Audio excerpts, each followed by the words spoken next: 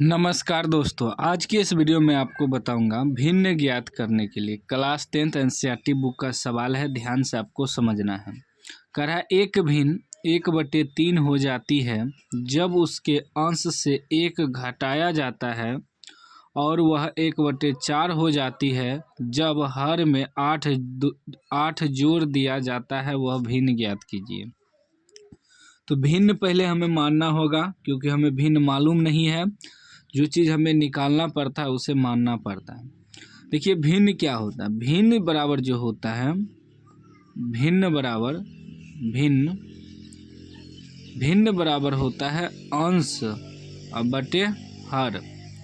भिन्न बराबर होता है, ठीक ना। जैसे मान लीजिए 8/5 निकला, ये भिन्न हो गया। ये हो गया अंश, ये हो गया हर। 3/8 निकला, ये हो गया अंश, ये हो गया हर। इसी को कहते हैं भिन्न।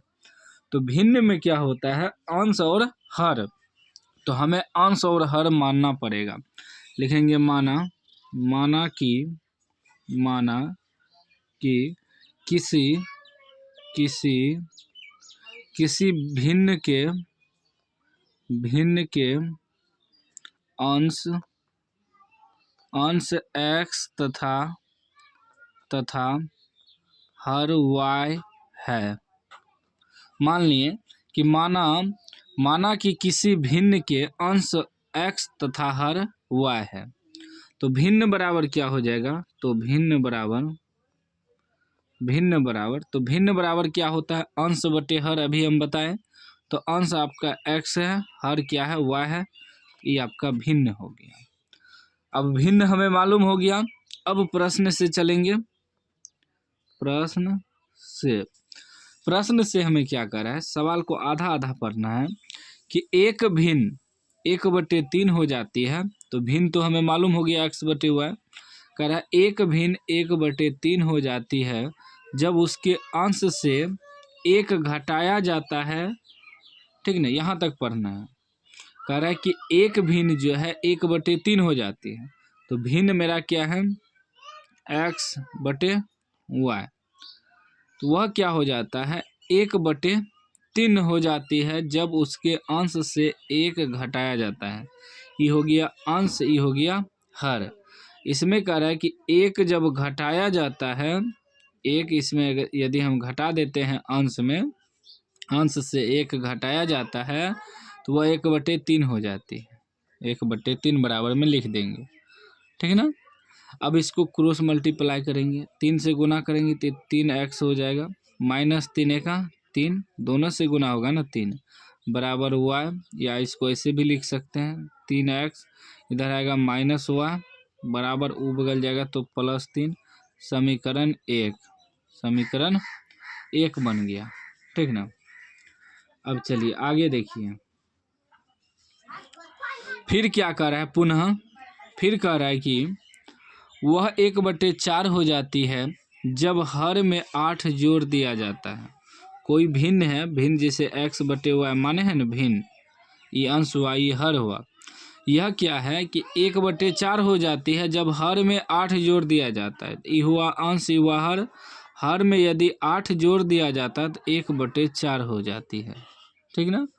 अब फिर क्लोज मल्टीप्लाई करेंगे तो ये हो जाएगा 4 गुना x करेंगे 4x बराबर 1 से गुना करेंगे तो y + 8 हो जाएगा।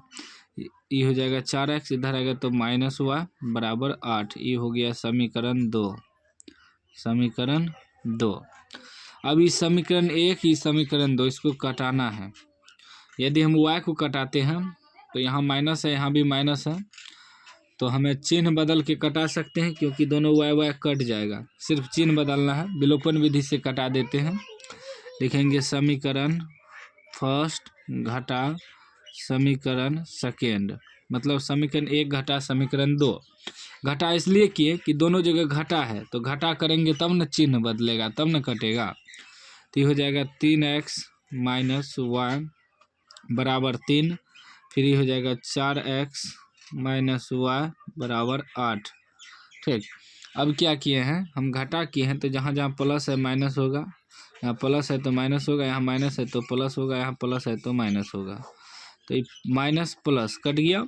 अब ये 4 माइनस में हो गया तो 3 में से 4 घटेगा तो 1x, तो माइनस में माइनस तो लिखेंगे लेकिन 1 नहीं लिखेंगे, तो सीधा -x लिखेंगे बराबर 3 में 60 घटेगा -5, माइनस माइनस भी कट जाएगा, x बराबर क्या हो गया 5।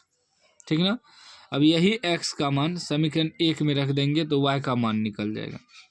लिखेंगे x का मान समीकरण 1 में रखने पर, समीकरण 1 क्या है 3x माइनस वाई बराबर 3, 3x माइनस वाई बराबर 3, तो 3x, x बराबर कितना आया है 5, तो x की जगह 5 रख देंगे, माइनस वाई बराबर 3, तो हो जाएगा 5 3 15 माइनस वाई बराबर 3।